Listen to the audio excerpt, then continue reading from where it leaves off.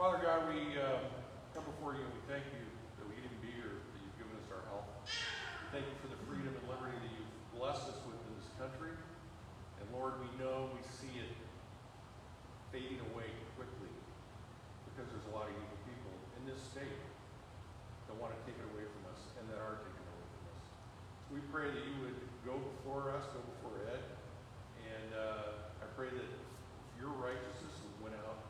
And I pray that there be thousands and thousands, tens of thousands of Idahoans that see the truth and that would get behind this campaign to just keep Idaho conservative and free and full of liberty.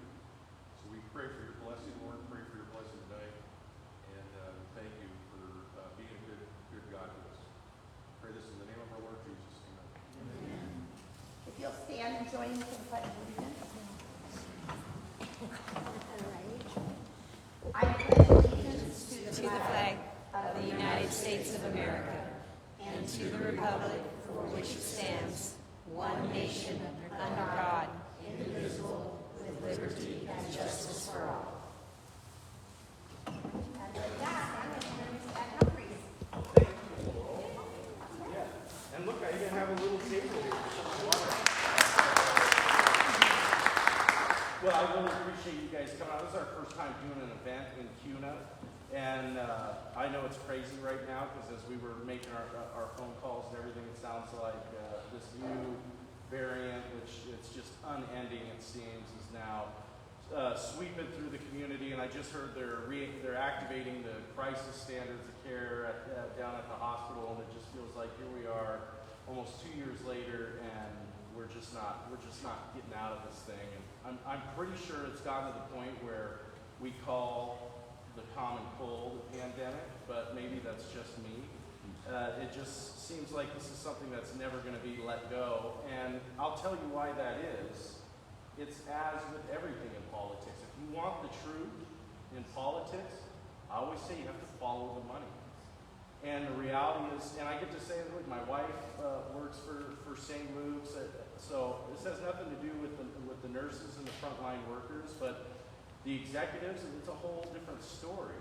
And these healthcare systems have taken in between federal and state money hundreds of millions of dollars, and the incentive structure is such that they want this thing to stretch for as long as they can get it to go. And I have to ask, they received all this money, it was hundreds of millions of dollars, and the whole idea was that they were going to expand their treatment capacity to protect the members of our community, and yet here we are, with what is the fifth wave they're saying, and they don't have the treatment capacity. So here's the one question that I have for the executives of our healthcare systems in this state. With all the money that you got, what did you do with it? One question, and it's incredible to me because I ask these questions and you get railed against if you bring this up, and they'll blame you for attacking healthcare workers or some craziness like that. But my wife's a nurse, my mom's a nurse, so I kind of get a little more leeway, I think, than most in that regard. But the reality is, this is the first time that we've ever found it acceptable to turn over massive sums of money to private organizations, and nobody even asked what they spent the money on. Doesn't that seem outrageous to you? It seems outrageous to me. It seems like a giant conflict of interest that they can continue to take in these vast sums of money, and they're the ones who are reporting the data of why they need more money. But at some point, I expect to see them actually expand their treatment capacity. And just to tell you how stark it is, with the first wave of COVID, you take that high water mark, and then you take the Delta variant, the high water mark, and it was across the whole state, it was only 100 more people. And all that time had elapsed, and all that money had gone into the healthcare systems. And yet it was just 100 more people that needed care, and we had to activate the National Guard and go into crisis standards of care and the like. So I can tell you right now, the healthcare systems did not use that money to expand their treatment capacity, and that's why I'm asking the question, what did they do with the money? And the governor can actually require the Attorney General or the prosecuting attorney of any county to investigate any corporation in the state of Idaho, I'm calling for an investigation into the healthcare system executives. Thank you. I think it's well past time to get some real answers and figure out what's going on right now in our communities and across America. And I think when we pull that thread, it will unravel and we'll find the truth in a lot of other aspects. But look, there's no doubt that this is affecting our community immensely. We see it in our team, as we talk to members of our team who are getting sick and the like. And so I imagine we're just going to have to get through this again, just as we have, and build immunity, right, like we always do. But I didn't mean to make this about COVID and the ongoing endless pandemic, but I figured it was worth discussing because I know it's on a lot of people's minds right now. And like I said earlier today, they activated the crisis standards of care. Really, what I want to do is I want to get to your questions so I can answer what's on your guys' mind. But I want to offer up a little bit of my story and my background, what I see going wrong right now in the state, and what my idea is for how we move forward and how we get through it. But a little bit about me. You have to understand, I lived on both sides of the tracks in my life, something that I'm very proud of.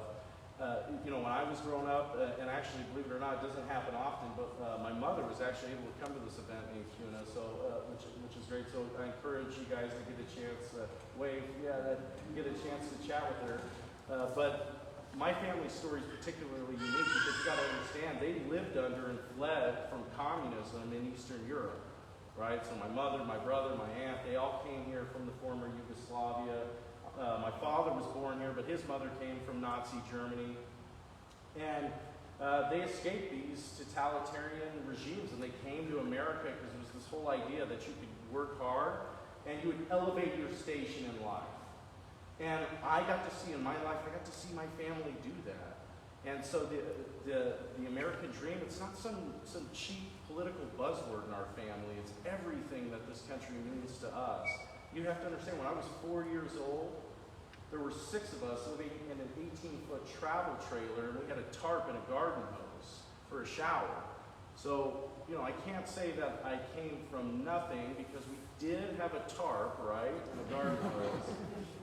But you'll understand when I say how far we've come. My mother, she cleaned hotel rooms. She cleaned office buildings. My father laid tile. I grew up going to work with them.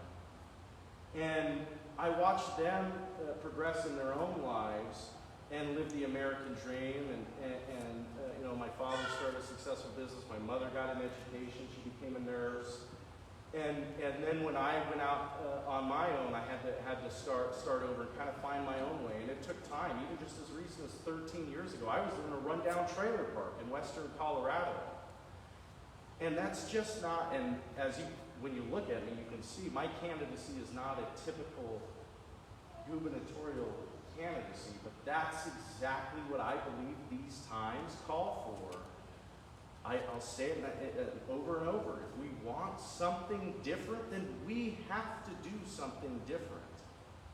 And I grew up in poverty, and that gives me a certain scrappiness and a certain edge of being able to take something and make something incredible out of it with limited resources. And that's the story of this campaign. And this campaign is a beautiful thing. This campaign is funded by everyday Idahoans. There's no special interest groups or super PACs or the like that fund this effort. This campaign is run by everyday Idahoans. There are no political operatives, no political consultants, no lobbyists. Everybody on my team is just an everyday person like yourself that is sick and tired of what's going on right now in this country and in this state, and wants to see something different. And so they've dedicated themselves to this effort. And I'm particularly proud of this team because we run circles around the professional politicians. And you can see the content that we create. And speaking of growing up in poverty, I don't know if you guys heard, we have some radio ads running right now on the Bull here in the Treasure Valley. And I got just tremendous positive feedback on these radio ads. This is how scrappy this team is. Everything was in-house. I wrote this script for it myself. I recorded it in my own home. I did the audio editing myself and produced it, and the team got it out to the radio station, and we fundraised, and it's on the air. You have to understand that is powerful. That is a lean, mean machine, because every dollar we get can go to actually getting the message out there, instead of paying tens of thousands of dollars to these highfalutin media groups that craft and engineer this message. It's all theater, it's all fake, and that's what I'm sick of. I'm sick of how fake everything is, and it's with the leftists and the conservatives, nationally and locally. It's all just theater, folks, and I'm tired of that. I want something that is real, and I feel like our team genuinely represents that idea in this state, that we can come together and we can say, what are the things that we want? Not the corporate interests that fund campaigns, that get career politicians elected. What do we, the people of Idaho, actually want? And we set the tone and the pace. And I don't know the last time the state has ever seen a campaign like this, but I'll tell you, this, in my opinion, is once in a lifetime. It doesn't come around often. And I hope you see it for what it is. I'll share with you a little bit of my vision and the like, but to finish my story, you know, I got the opportunity to be a roughneck on drilling rigs, so I used to drill for oil. That gave me a chance to travel around a lot of different Rocky Mountain states, and that's how I discovered Idaho. So I first moved to Idaho Falls in 2013, and that's where I met Holly. And both our kids now are born here in Idaho. We live in Eagle now, so not far from you here in Kuna. And I am a financial planner, and so I'm one of the few people you'll meet that both never graduated the 8th grade and then later went on to get a master's in finance. So thank you, I appreciate it. So when I tell you that I lived on both sides of the tracks, you've got to understand, in every way in my life I have, I think that's powerful, because right now this election is the ultimate competition and conflict between ideas. The question of what the character of our communities are going to be like and the character of the state's going to be like.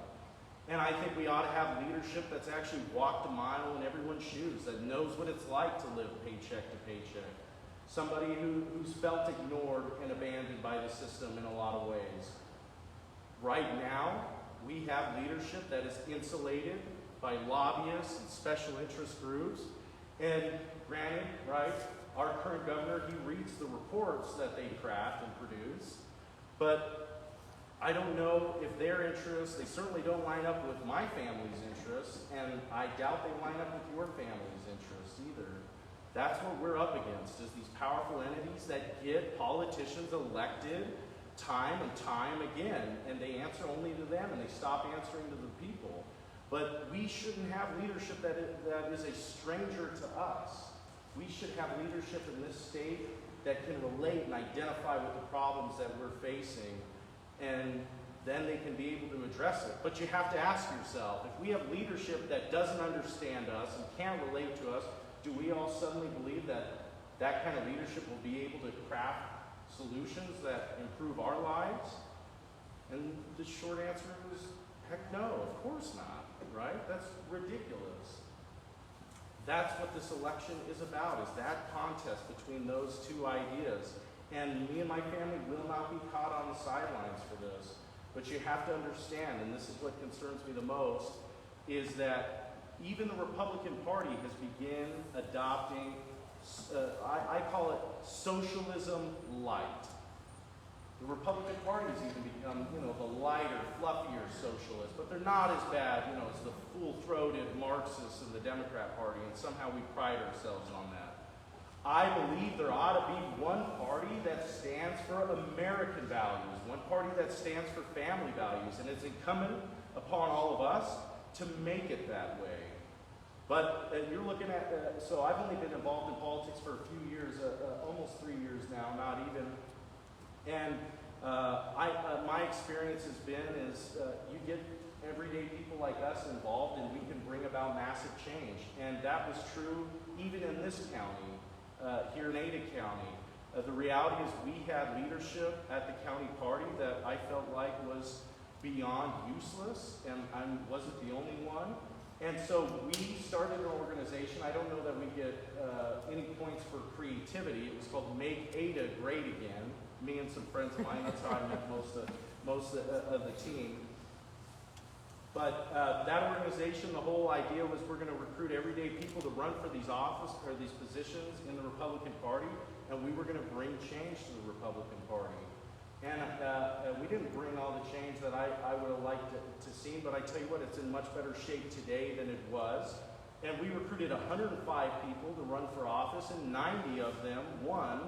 And we were able to flip leadership in the Republican Party, and I won a series of elections that landed me as the Region 4 chair for the state Republican Party. So I sit on the executive committee for the Idaho State GOP. And that's when I really came to see face to face that political parties are really only tools to reinforce the status quo. They're not actually vehicles to bring about positive change. And if we want to make a change, then we have to be able to organize in a way where we can motivate and inspire 100,000 people to show up on May 17th of this year and vote for a total change in direction. That's what I'm calling for, and I believe our team has the ability to do that. I encourage you, look at the video content that we're putting out, the ads that we're putting out, and check out the website, and I think you'll see how effectively we've been able to operate on, I would call it a shoestring budget. I'm proud that we've raised over $250,000.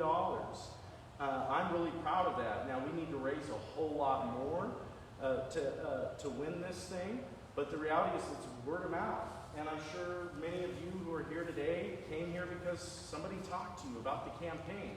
That's powerful, because then I don't have to rely on the typical channels and mediums to get the message out, because they censor and suppress us. You have to understand, conservatives are facing censorship at a level unseen before. It's un-American. But there are so many things you're not allowed to say anymore. Things that were accepted as fact just a few years ago. You're not allowed to go on social media and say that gender confusion is a type of psychosis. You're not allowed to go and say that there's just man and woman. That's called hate speech now. We are getting shut out of the process, and you won't see my name in. There's probably not even anyone here who subscribes to like the Idaho. I call them the Idaho Hatesmen. But I mean, they're floundering. Their subscriber base is down to nothing, essentially. You're not going to read my name in that paper because they know that I come armed with the truth, and they do not want to have that free exchange of ideas because they know it's dangerous. Because when people hear it, they understand it for what it is. And they want you to continue to only be faced with the political theater. That is the status quo. But we have built out a team across the state now. I'm traveling all the time, doing meet and greets and town halls. And some days we'll just go into an area and I'll just go and shake people's hands and talk to them. And I see how it's growing and I see how it's spreading. And I think we have a lot to be proud of. You could say I'm like a super spreader now. I'm really going to get in trouble. We're actually on Facebook Live right now, which we don't typically do, and I'm going to get in trouble. I already know this. So we're going to have all sorts of alerts when I get home. And it's incredible, the level of technology. Just so you know, literally while I'm live right now on Facebook, their software is so sophisticated, they're transcribing every word that I'm saying and developing a transcript, and they have algorithms to check that and see what I'm talking about right now in real time. You've got to understand, this is book burning at a level the Nazis could have never imagined. It used to be, they had to go and they had to collect all these books because it was these ideas that you weren't allowed to hear and they had to burn them. Now they can make sure the book is never even written. It's incredibly powerful. It's very scary because when you can silence somebody, you are free to commit untold atrocities against them. And we can't allow that. But you see in China, right? You see what they're doing to the Uyghurs over there. They have no voice. You have no voice in China. And there are a lot of corporations who love that. So let me tell you what's happening in America today. And you'll understand why I'm so sensitive to it and why I'm involved in this way. There is, and make no mistake about it, there is a communist incursion in America today. And you're not allowed to say that kind of stuff on the news, but this is exactly what is happening. And you can group all the collectivist ideas together, socialism, Marxism, communism. I don't care what you label it. In fact, oftentimes now it's just called the Democrat Party. But the reality is these ideas are un-American. They're not just un-American, they're anti-American. They seek to undo everything that we value. And I'm not going to be caught after my family has suffered so much under this evil ideology. I will not be caught on the sidelines. You'd be cowardice. Well, you hear my baby right now. That's Ruby. So she's saying, go, Dad. I won't be caught on the sidelines right now and let them suffer the same fate my family suffered in other parts of the world.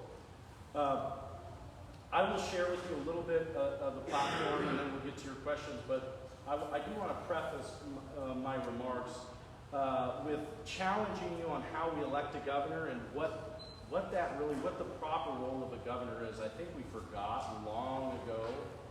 But a governor, just so you know, doesn't run the day-to-day operations of all the agencies in our state government. Look at the Latin root of that word, governor. It means a person who steers the ship.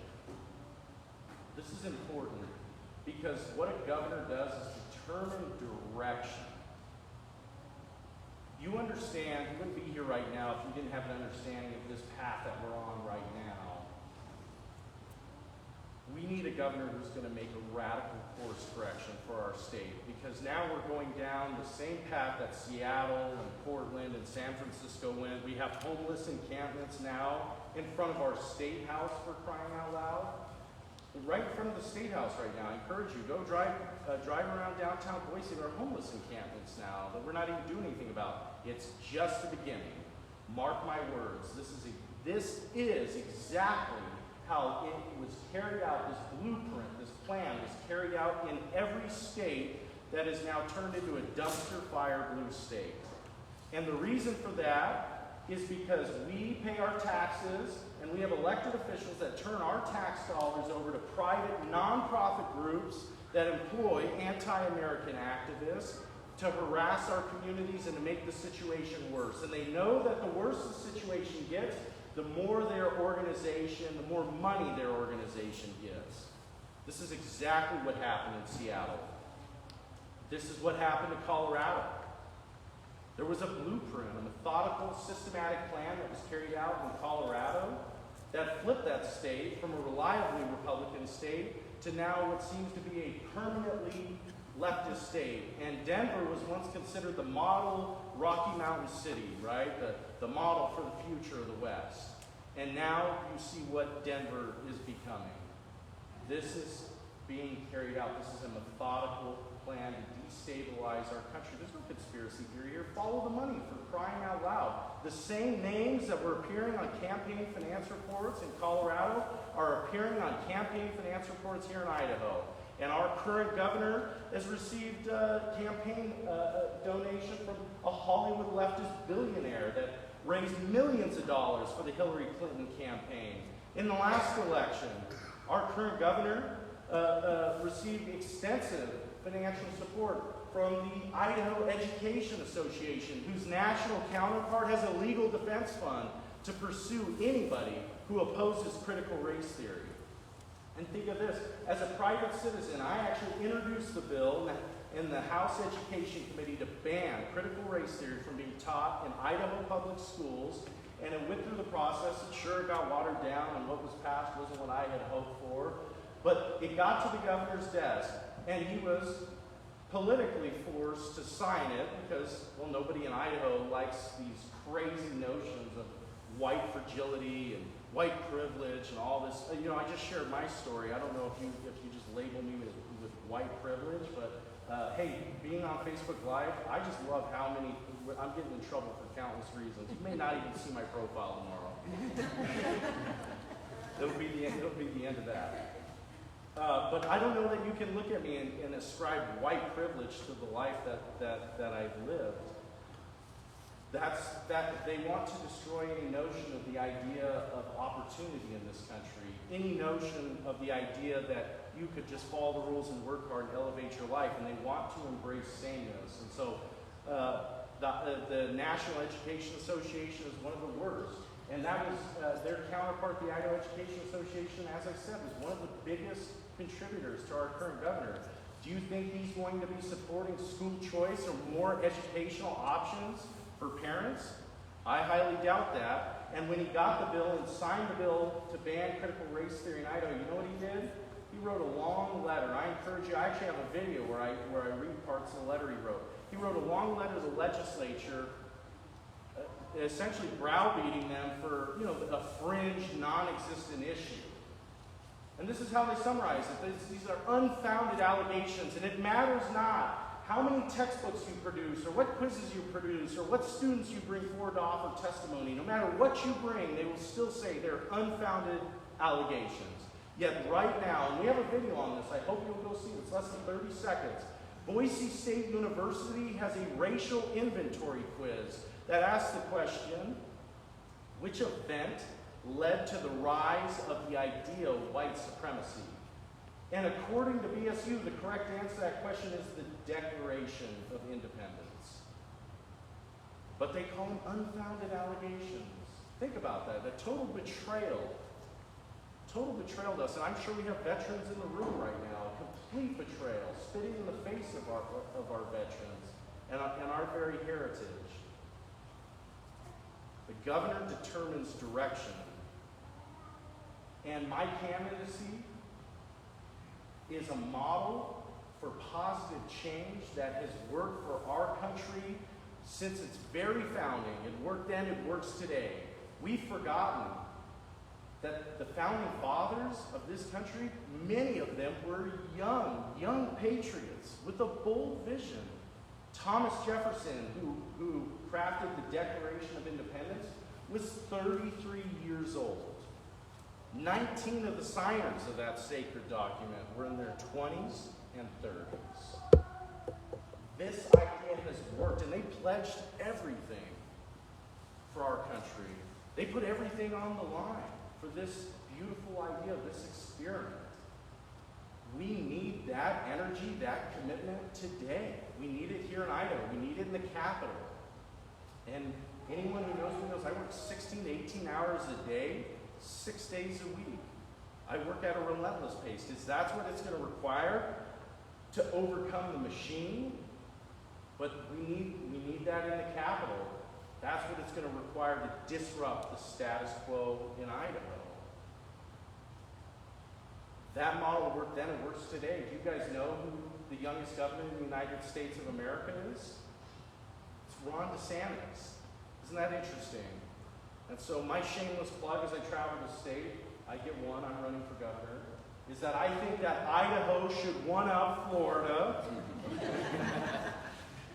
And I get it, I'm biased, I'm selfish there. And I know what you're all wondering. I'll answer the first question right now. I'm 31.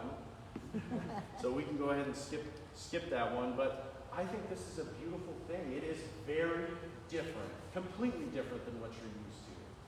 But my hope more than anything is that mine and my wife Holly's example would inspire people to step up in ways in which they never have before. We have to do something different. And if we continue to elect career politicians because they have these lengthy resumes with all these different committee assignments and the like, or we elect people just because they're next in line, you're not going to get anything different than what you have. And I promise you, you are all, every one of us, myself included, we are all funding our own destruction with our tax dollars. Every one of us helps to promote Planned Parenthood in this state. Did you know that? Even though it's against state law, we have state agencies that promote the services of Planned Parenthood, specifically to teenage women in Idaho. Your tax dollars do, right? I could go on for hours about what your tax dollars go to support. Same with these ideas. Well, BSU, right? They're funded in large part because of your tax dollars. We're teaching an entire generation to hate this nation. Do you think they're going to take good care of something they hate? course not. You only take good care of the things you love. And I'm not saying for a moment that we shouldn't teach our history as it is. That doesn't mean we can't love our country. If we're going to grade things, anything, by its worst results or its worst errors, then folks, let's shut out the lights and let's stop pursuing science. You know, nothing has killed more people in the world than science, right? Science invented guns and bombs and missiles and all sorts of things.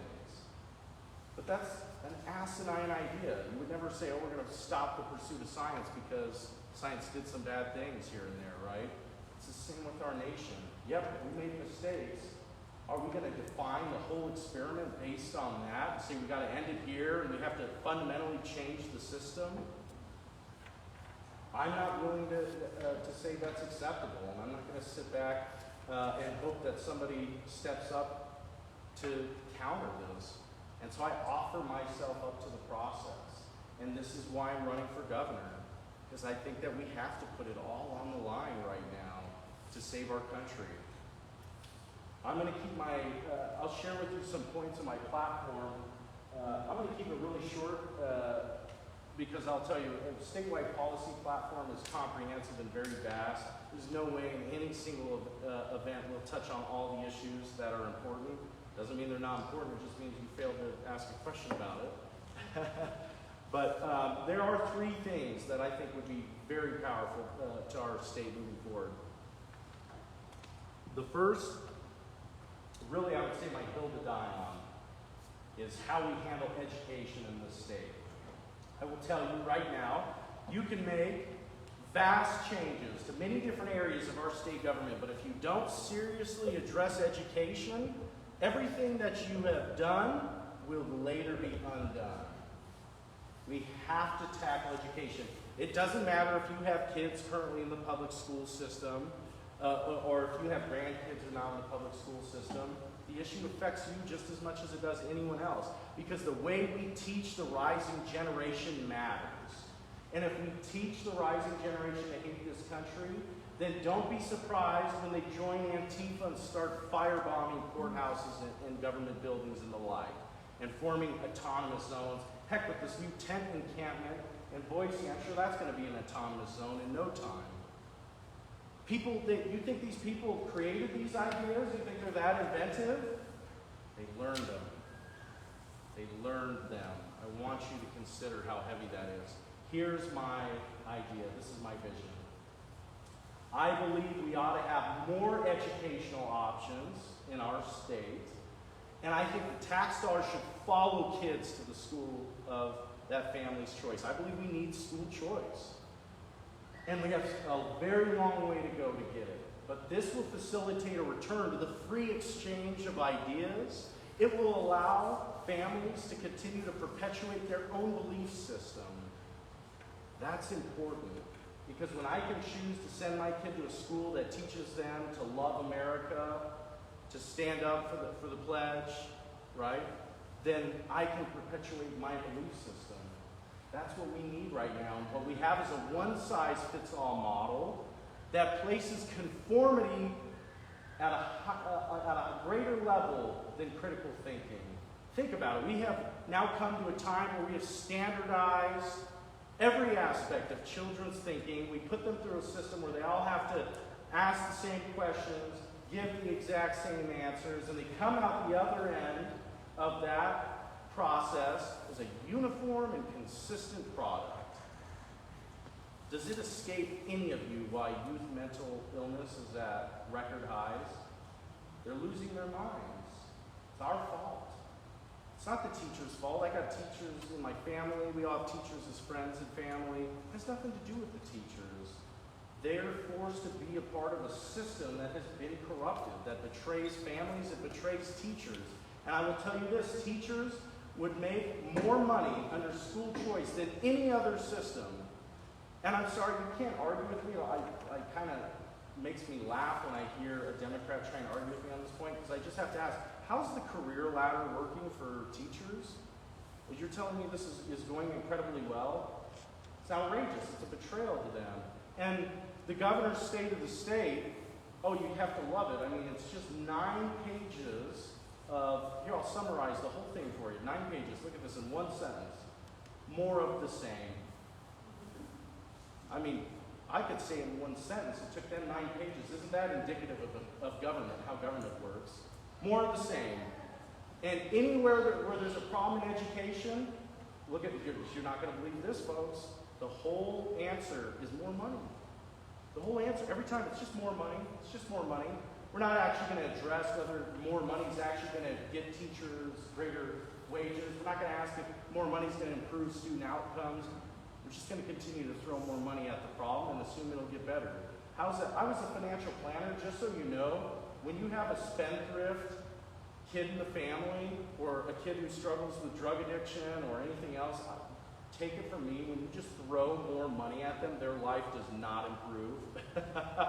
Take it from me. We got a sheriff's deputy I know here right now who's seen it all. Folks, you can't just continue to pump more money into something that is not working. School choice will change that. And part of my plan in education will actually, and we'll also talk about property taxes as well, but just so you know, we have a real problem with property taxes and how we pay for these supplemental levies for schools. Here's the incredible part about this. Those supplemental levies over 10 years ago were ruled by the Idaho Supreme Court as unconstitutional. I want you to think about this. 35% of your property tax bill has been ruled here in Idaho by the highest judicial authority in the land, the Idaho Supreme Court, as unconstitutional. You tell me how it works for you if you choose not to pay that part of your property tax bill. Think about it. That's how incredible it is. We should be a state that has the rule of law, this whole notion that we're governed by laws, not by the dictates of men. But we have laws. They're not enforced. Welcome to Idaho. Just like it's against the law for government agencies to promote abortion activists and promote Planned Parenthood, but we do. We don't honor the rule of law anymore. That is insane to me. So the second part of my platform is we have to defund a system that promotes anti-American ideas and anti-American activists. Here's how we're going to do it. We're going to abolish the state income tax and actually address property taxes. If we abolish the state income tax, by the way, it'll put thousands of dollars more in your pocket every year. And some folks, they always say, well, Ed, how will the state pay for anything? Folks, there are many different ways our state government gets funded than just by income tax. We can, I've run the numbers. We can absolutely abolish income taxes. And I estimate in 4 to 6 years that the increased economic activity that we have, so anyone in here who's studied economics knows exactly what I'm talking about. When you abolish the income tax, you will see massive increases in economic activity in our state. All that increased activity will generate revenues for our state government through sales taxes and use taxes and the like. So we can keep our other taxes the same and abolish the state income tax so we don't play the shell game.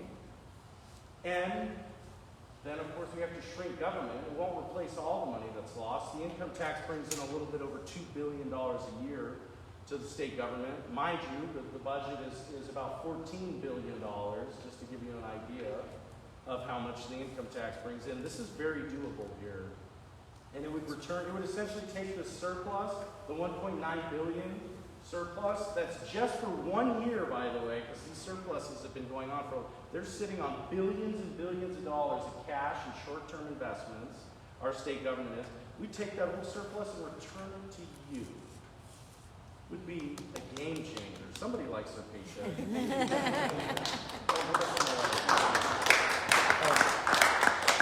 This is very doable. I'll tell you why these ideas never get explored.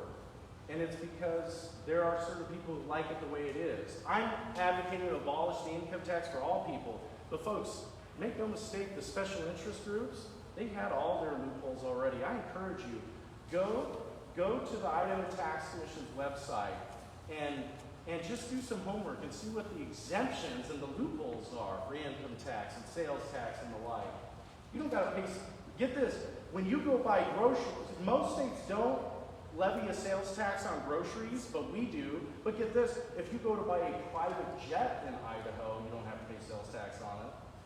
Look, these folks have already taken care of their cronies for a long time. It's about time our government starts taking care of us. That's what I'm advocating for. This is not impossible. So I'd love to talk to you about the Taxpayer Bill of Rights, how we consolidate elections and the power in that. And we have a real problem in property taxes. Here's something revolutionary that you're not going to catch the career politicians talking about because they have, these big developers that, want things to continue to be the way it is. But under my plan, under my tax plan, growth will pay for itself. It's not acceptable that we have family, think of it, senior citizens on a fixed income. They buy a house, other people choose to move in around them, and they're the ones who are forced to help pay for the infrastructure for those people moving in around them. How is that right? We have senior citizens that are on a fixed income. You combine that with the Biden economy, with inflation through the roof, and the stock market and their 401ks tanking. And on top of that, we have skyrocketing and totally unpredictable property taxes. It's wrong. That is immoral. You never own your home in this state because when you buy your home, you don't even know what it will cost through the life of owning that home. Here's what I'm advocating. When you buy your home, you'll know the day you buy it, the maximum property tax bill that'll be on your home for your entire lifetime. And we will cap the increases year over year to about 2%. So they cannot raise your property tax more than 2% in a year.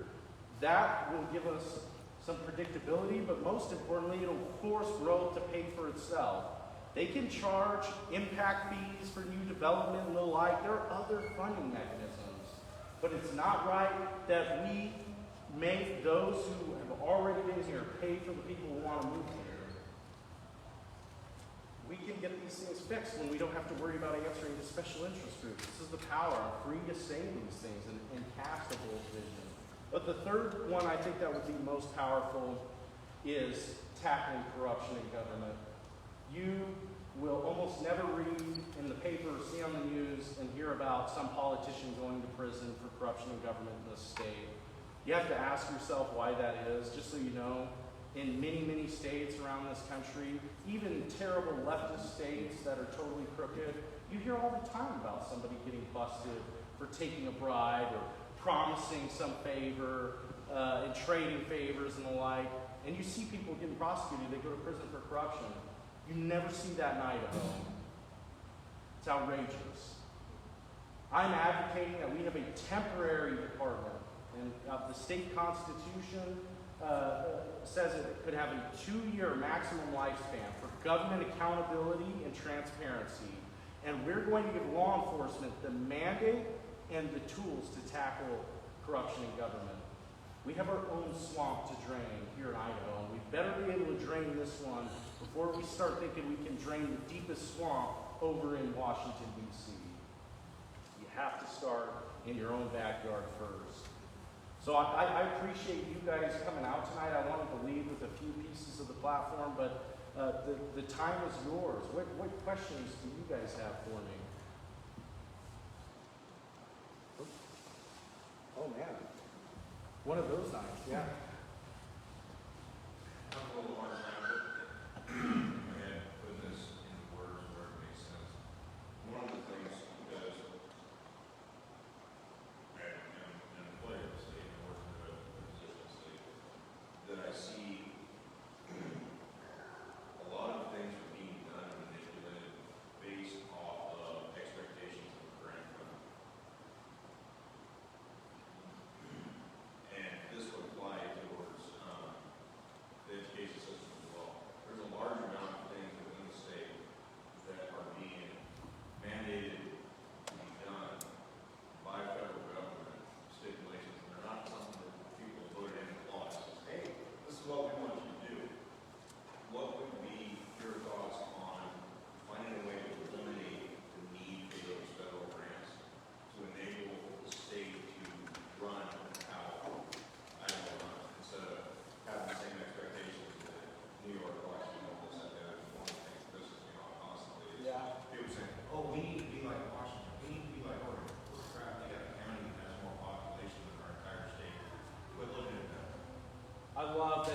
asking this question. And so for people that are listening in and who didn't hear, he's asking about having working in state government. He sees everything's done with the expectation of receiving federal grant money.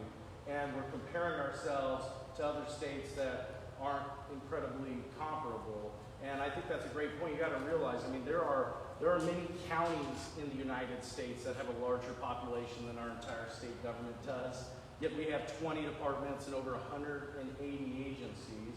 And I failed to mention it, but I'm glad you asked about the federal money. This is one of the most important questions that we can ask ourselves at this time for the future direction of the state. So I'm sorry I didn't mention it in my remarks. I don't know if you noticed, I don't have notes or note cards.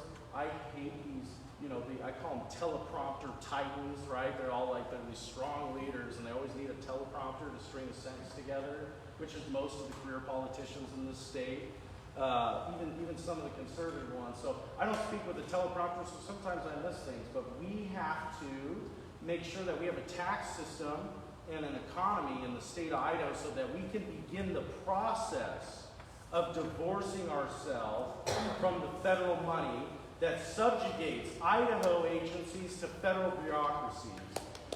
Thank you. The reality, and this is on our radio ad right now. I was really surprised that the radio let me run this. If you heard it, you're going to laugh. But the reality is that Biden's bureaucrats in D.C., they don't even know what bathroom to use. Do you want them educating your kids here in Idaho? I mean, they don't know what bathroom to use over there. They're figuring out this question. They don't know how many genders there are, right? The answer seems quite simple to me. Seems pretty simple to me.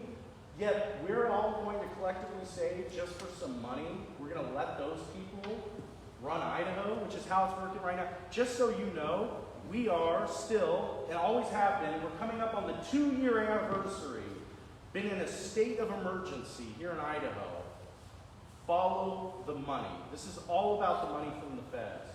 And we are going to continue the state of emergency so that Joe Biden and his administration can tell Idaho how to run our state government.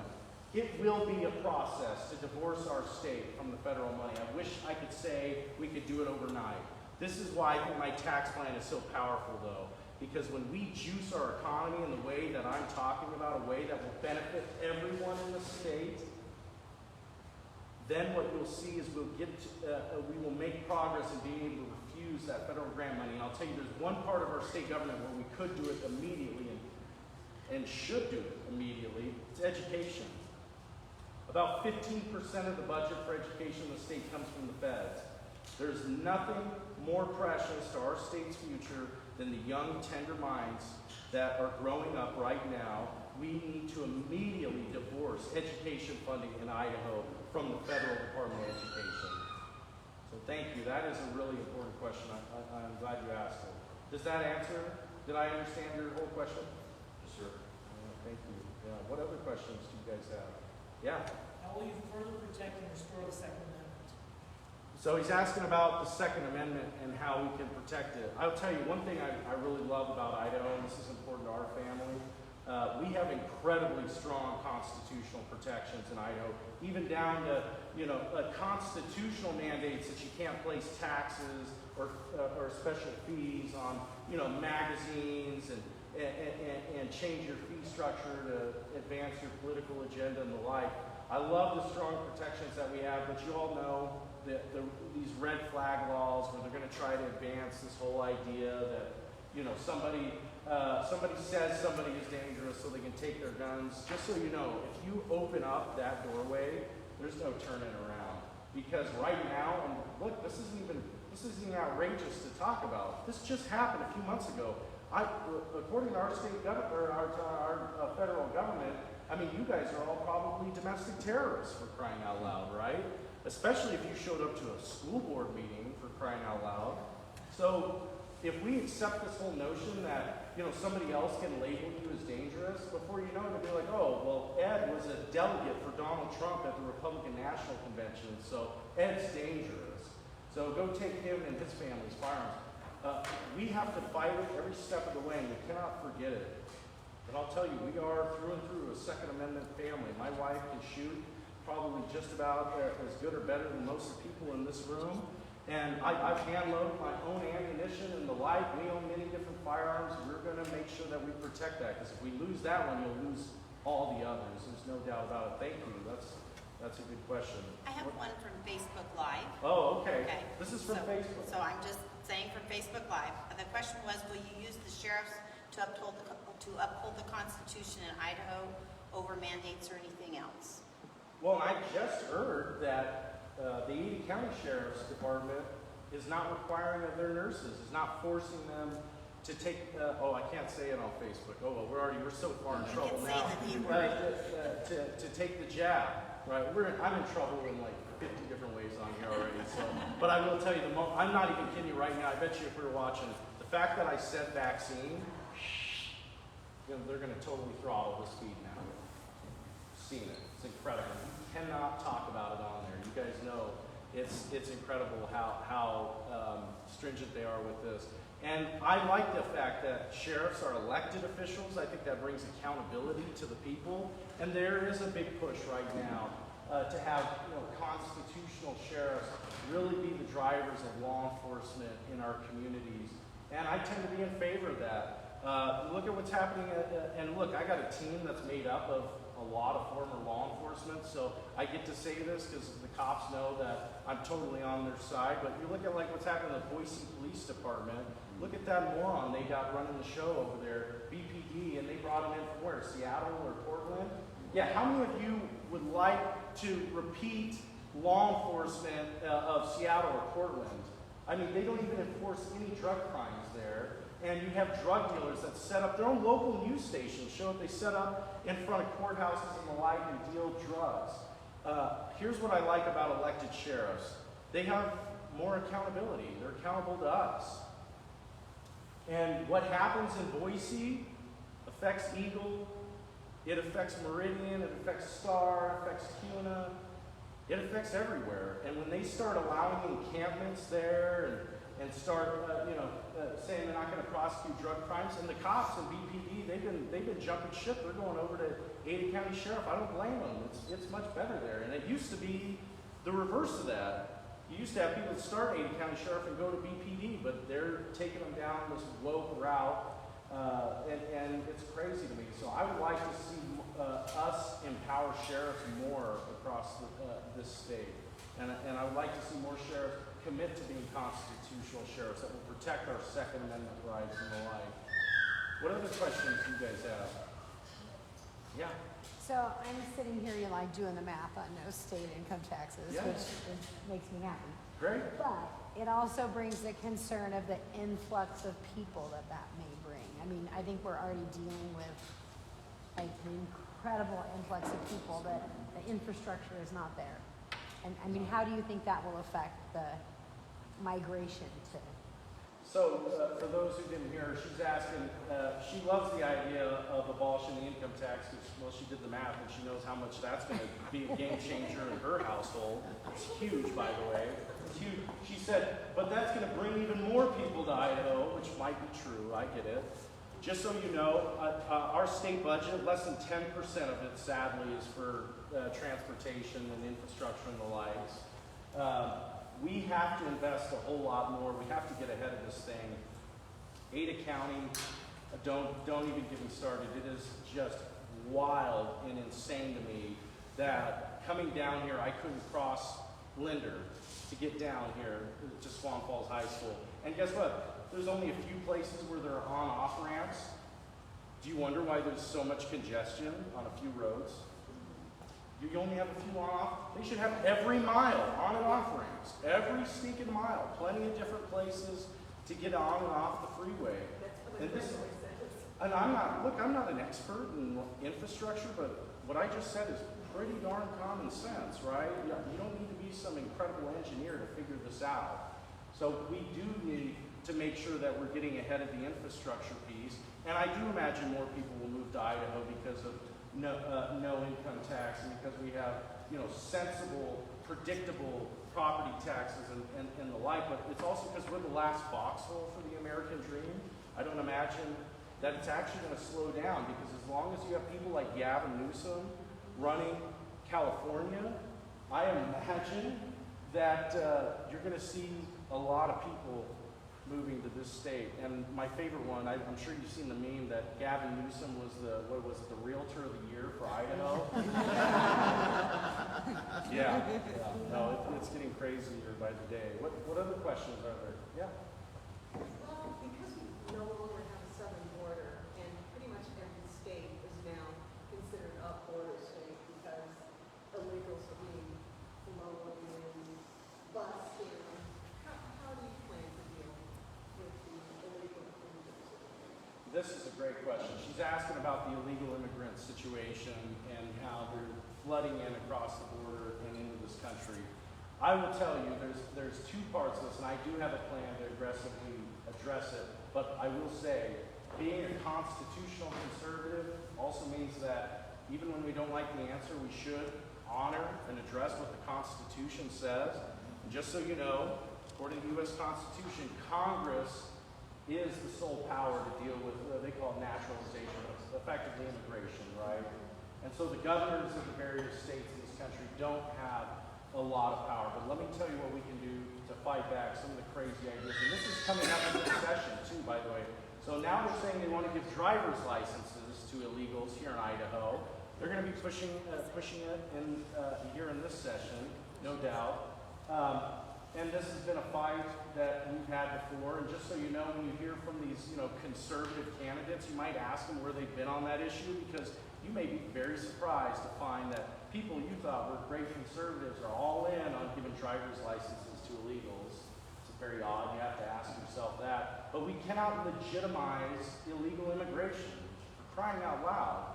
If you do that, you effectively legitimize it. Then you want to talk about election integrity when you're going to give driver's licenses to anyone who applies for one. Oh boy, you're setting yourself up for some real trouble. But I will tell you what I've said I would do as governor, and I do catch some heat for this.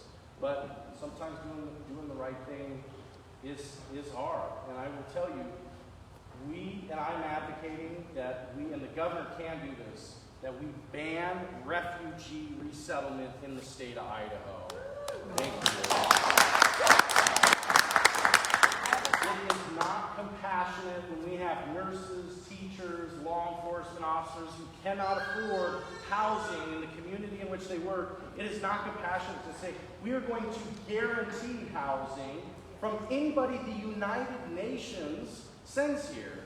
It is not. Please, I could yell this from top of every peak in the state.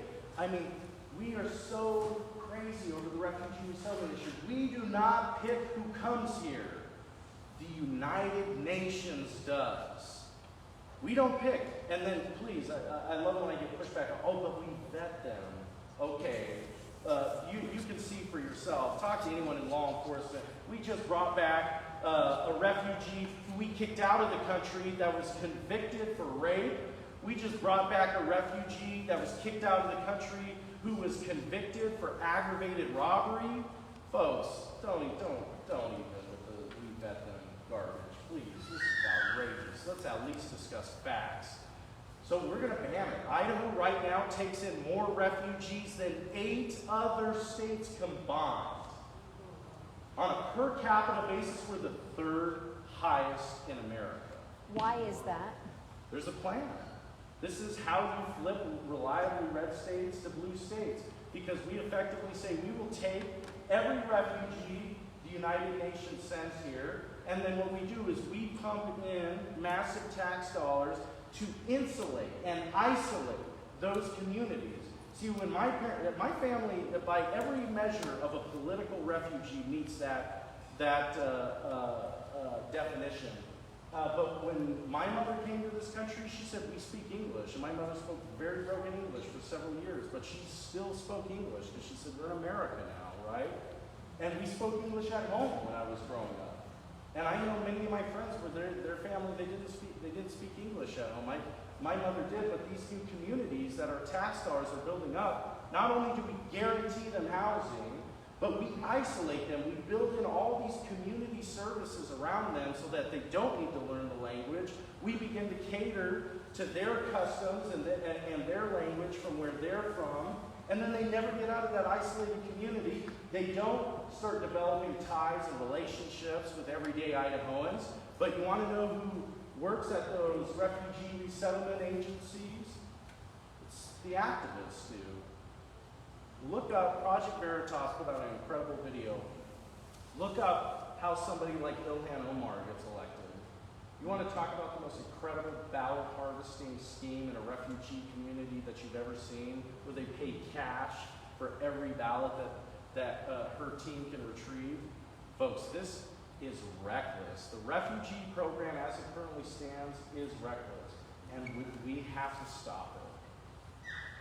I have another Thank Facebook. you. And Laura, are we still good to take more Yeah, questions? we can take probably about 2 more. Okay, good. Well, I can attest to all these people being flown in by the federal government because I'm an airline pilot by profession, and every day I see somebody on our airplane that basically looks clueless.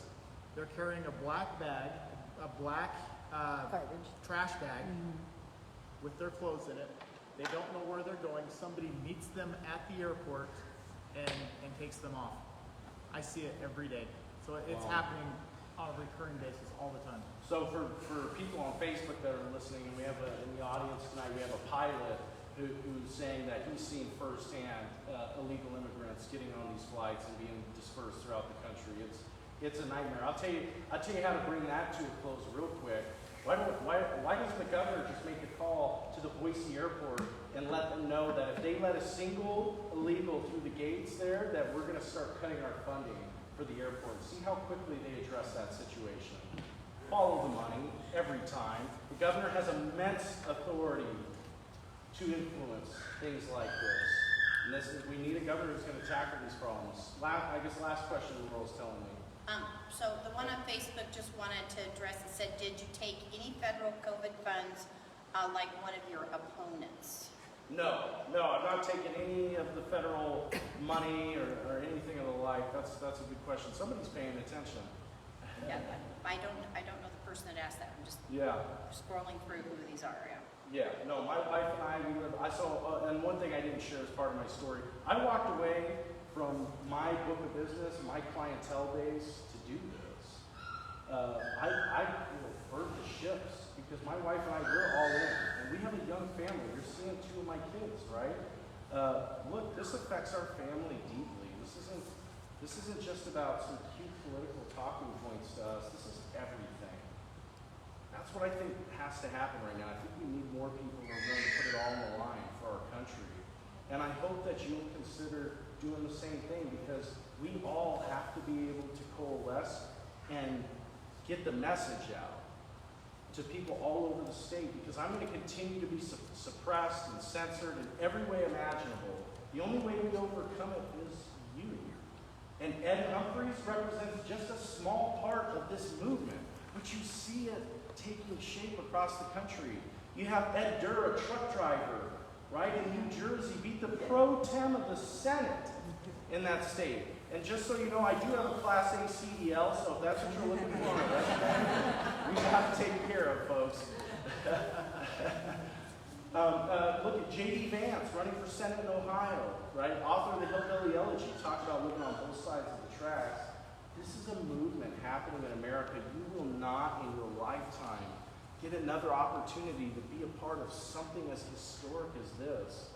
Jump in right now with both feet.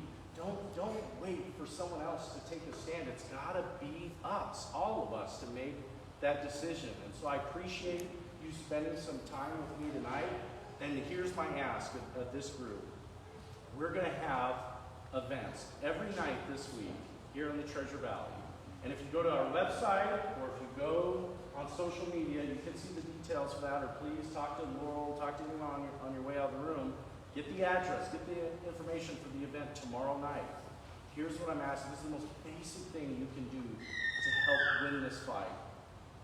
Tell some of your friends what you heard tonight and bring them to that event tomorrow.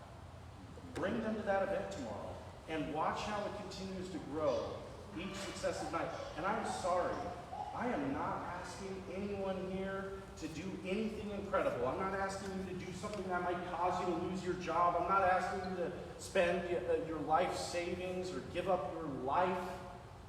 Talk to some friends and bring them. If you're not willing to do that when we're in a knife fight for the soul of America, then I'm sorry. You have lost your right to call yourself a patriot, because the definition of that word is somebody who loves their country and would zealously defend it. I'm asking for something that is very small. I hope that you guys will commit to doing that. I appreciate the time you've given me tonight. So take care, you guys. I'll stay and chat with you later.